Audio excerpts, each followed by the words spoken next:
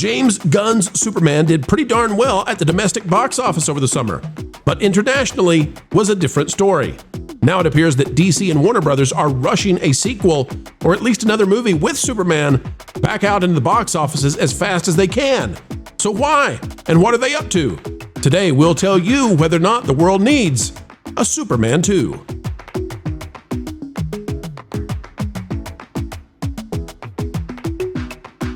Hello, folks, and welcome back. It's a dandy of a day, and we're happy that you've come our way. We're coming to you live, well, at least semi-live, from a studio in somewhere sunny USA, and we're happy to have you on our side. The truth with a capital T? Yes, indeed, please. Click the like button, and let's dive into the Man of Steel. No, not that Man of Steel, different Man of Steel, James Gunn's Man of Steel, and whether or not it already needs a sequel. Will it have appeal with audiences this quickly? We'll see. All right, ladies and gentlemen, take a look at this. It's out of That Park Plays, James Gunn Superman sequel. What a fast follow really means. This is by, let's see here, by Mike Smith. And Mike, so good to see you writing for That Park Place. But I want to go straight into this because Superman is apparently getting a sequel rather rapidly. And as we've been talking about the situation in Hollywood, I find this interesting. It says James Gunn says he's already done a 60-page outline for the next Superman movie. He's scripting it now. Hollywood rarely greenlight sequels this quickly. Studios typically wait for ticket sales results to come out in full. Why the rush? And what does it say about Superman, the hero with the messiest sequel track record ever? It's all about keeping the ball rolling. Think Marvel filming Infinity War and Endgame back-to-back, or Cameron planning for Avatars up front. Warner Brothers and DC are betting big. Lock in the cast, hook the crowd, and plant Superman at the heart of their new universe's kickoff chapter, Gods and Monsters. So I did not realize until I read this article, I did not realize that James Cameron was actually pushing this aggressively towards a Superman sequel. I thought there was a roadmap and it was going to take a while, but it's looking like there's a real effort to have this going. Christian, have you heard anything about a Superman sequel? And when do you think we might be getting that? Sounds to me like James Gunn is ready to go to bat for this character yet again without much else released. Yeah, I wasn't aware. I knew that they kind of softly greenlit a sequel. I don't know how the math figures into this. I mean, even if they made a little bit of money, they probably made a little bit of money. So I don't understand the rush. I think Hollywood is so desperate for IPs and name recognition that it's almost like they're barreling forward, even though it doesn't really make sense. It's almost like making 2 new Star Wars movies without even thinking about any sort of connective tissue or sort of plan. Yeah, I'm surprised. And listen, my critic side is very disappointed in the Superman film. I think James Gunn is mostly spent as a creative artist. Some of the people here may disagree. I know a lot of people enjoyed the new Superman movie. I just don't understand it. I don't know. I wasn't dying to see a new Superman story immediately after watching that film. I don't know where it goes. I would think that this movie had a lot of things on it at its back because we were so curious about it and so intrigued by it. And can this be saved? And who will the new Superman be? But a lot of those things have been answered already. So I don't know what's the mad impetus to see a new Superman movie. I'm just really, listen, I grew up in superhero films. I love them. I'm a fan of them. I want them to succeed. I just don't get it. I'm really just confused by what's happening right now. Well, here's my curiosity, and we'll see what the panel has to say. I know, Marvin, you've got some thoughts on this one as well. I wonder if DC is recognizing this did not launch properly. And by that, I mean, it did well domestically, but internationally, this did not do what it needs to do. Mm-hmm. And as the foundational block of DC, maybe what they're saying to themselves is, we have to get this right. We've got one more shot at this, and we have to build DC off of all of it. Like, I've been looking at the other movies that they can bring forth, and I wasn't impressed with the Peacemaker decisions for season 2 at all.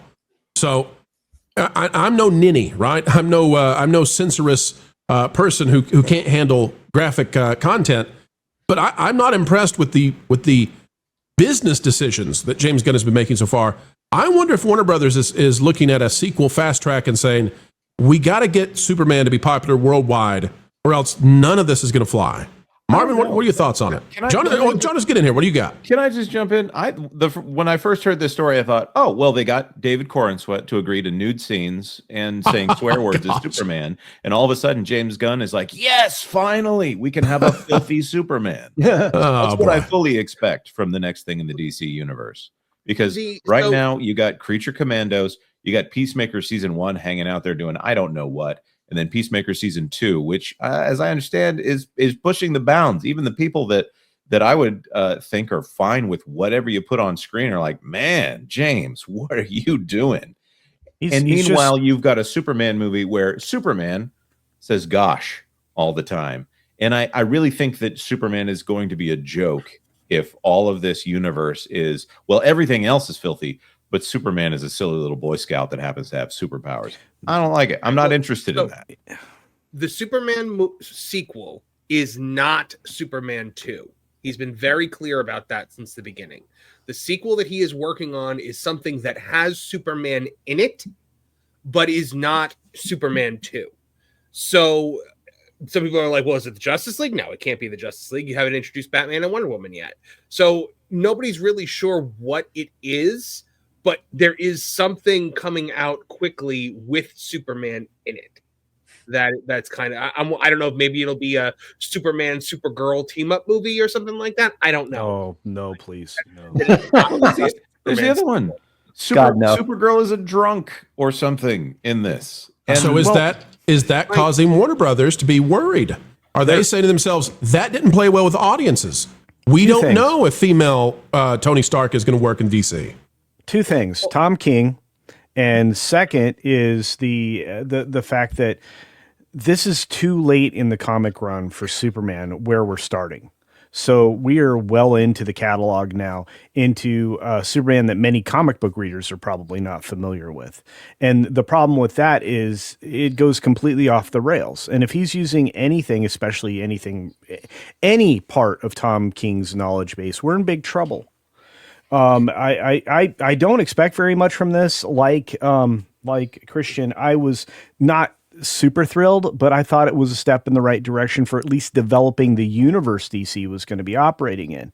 And then something snuck into the back of my mind, and maybe it did to the rest of you. We have basically 3 DC universes under James Gunn and Peter Safran, right? We have some kind of weird Matt Reeves version of things, which is wonderfully extended into the television program Penguin. I think you'll all agree that's probably the best DC thing we've seen so far under Gunn. And I think that at the same time, and I'm making assumptions there, maybe you guys hated Penguin, but and then you have something in between with this Peacemaker continuation, and then you have Superman. Yeah, right? Pacemaker? That's what it's called, right? I gotcha.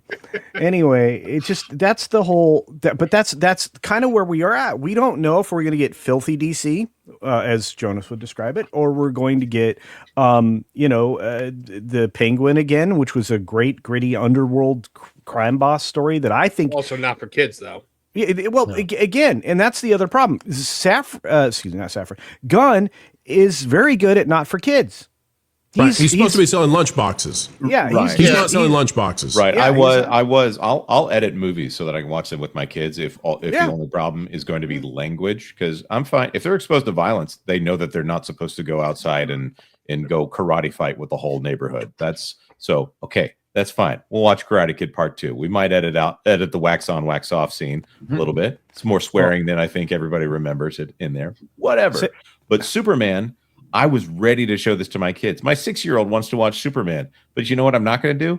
I'm not going to sit there and say, oh, well, yeah, the guy with the shiny silver helmet. Let's not talk about him. Mm-hmm. Oh, yeah, Guy Gardner over here. We're going to have the flipping off the entire army of whatever that's supposed to be. I'm not going to get into that issue. Yeah, of not you know what. Right. This is actually, for me, this is one of my biggest issues with this particular version of Superman. If you look at the demographic audience that likes this the most, it's actually like Culture Casino. 10 to 12. Well, but no, 10 to 12-year-olds love this movie. And I mean, I've seen some comments where, my 10 to 12-year-olds, they watch this over and over again.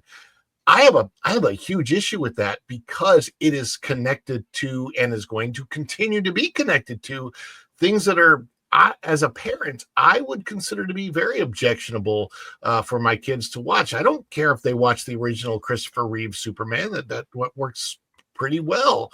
Man of Steel, actually, I kind of have issues with, but Man of Steel didn't feel like it was made for a younger audience, whereas this film feels very cartoonish, like it was made for a younger audience, but then has all of this weird adult stuff thrown in that seems to like it felt to me like a very disjointed movie. It just wasn't the Superman that I wanted to look up to and feel hope from. And it's frustrating because I want a really good Superman and DC universe, and I just feel like we're not getting it. Let me toss this idea. Game of Thrones is really popular. Adults really like watching Game of Thrones. A lot of adults do. Some people don't. You don't see a lot of Game of Thrones backpacks at elementary schools. That's the James Gunn problem right now, Marvin. Well, despite the fact that Superman is Culture Casino's favorite movie of all time, we all know it's well documented. You called me for like 2 hours to rave about how much this movie was good. So despite that, here's the thing. James Gunn cannot make content for 12-year-olds because James Gunn has the maturity of a 12-year-old who thinks it's cool because he says curse words. Everything James Gunn does is infantile. It's juvenile. It is. He tried to, with Peacemaker, he tried to remake The Boys, but with none of like the actual writing chops that the early seasons of The Boys had. It's infantile nonsense. He is less mature in his writing than Taika Waititi. Oh, wow. Hold on. Easy. No, I mean it. Taika Waititi, I think, is more intellectual than James Gunn at this point. Final question. Let me go to Christian for this one. Christian, the other reason they might go to a sequel quickly or a facsimile of a sequel is the international numbers. Superman did quite well domestically, but internationally totally flopped, right? This is a movie that if it had done equal with what was anticipated internationally, it would have cleared 800 million. No problem. I wonder if they're going to try to do something to fix that international lackluster anticipation for Superman and then possibly DC, because they don't want to get into these other DC movies and find out the same thing is occurring, in Asia and Europe. So what do you think? And what could they do to solve the Superman issue internationally? That's a great question. My general answer is I don't know. I don't know what's going to appeal more to the international crowd. I know, back in the early days, they would put in a Chinese character just randomly, and they try to appease Chinese censors and try to get into that market. It doesn't work anymore, obviously. But I also think the more I think about this, I think they're fast tracking a sequel of sorts, whatever it's going to be. I almost think it's like an image thing. Like they want to appear to be successful. Like, hey, this reboot worked and we're proving it by going into production on his new film. We've got this, we've got that. It's on. And I think it's almost like a brand. Like it's almost like a PR move where if they do it now, they convince the naysayers, oh no, it worked. Why else would they be going into a new Superman themed movie? So I think that's what's going on right now. It's almost like they're trying to talk themselves into success. I really haven't, I look at the global numbers and certain films hit and certain ones don't. I don't feel as expert. I don't feel like I have an expertise on that area, why it's not working. I know Superman has a bit of an American appeal, Truth, Justice, and the American Way. You could say that maybe played a part in it, but didn't Man of Steel do much better in overseas than this one did? So I don't know. It's just the marketplace may just be shifting.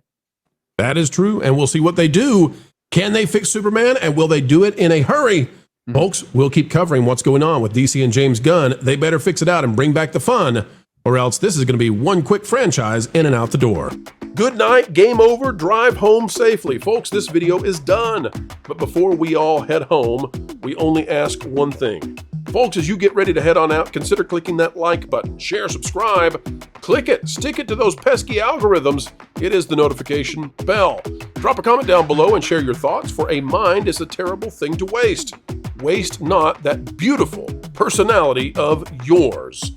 And folks, we would say as you get ready to head out the door, that it has been an honor to spend time with you, an attitude of gratitude each and every time that you elect to join together with us. Breaking bread and breaking entertainment, well, the industry. No, we like entertainment. It's the industry that irks us sometimes.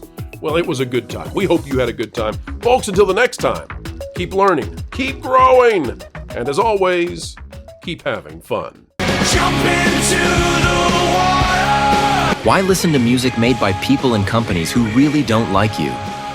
Check out Vacation Radio today and prepare for all new content made by the people behind the WDW Pro Channel. It's the place you need for all the music. That should be fun. So I give them cannonball. Hundreds of songs, every genre you can imagine. Listen live on YouTube and enjoy a set list that's always sunny. It's Vacation Radio.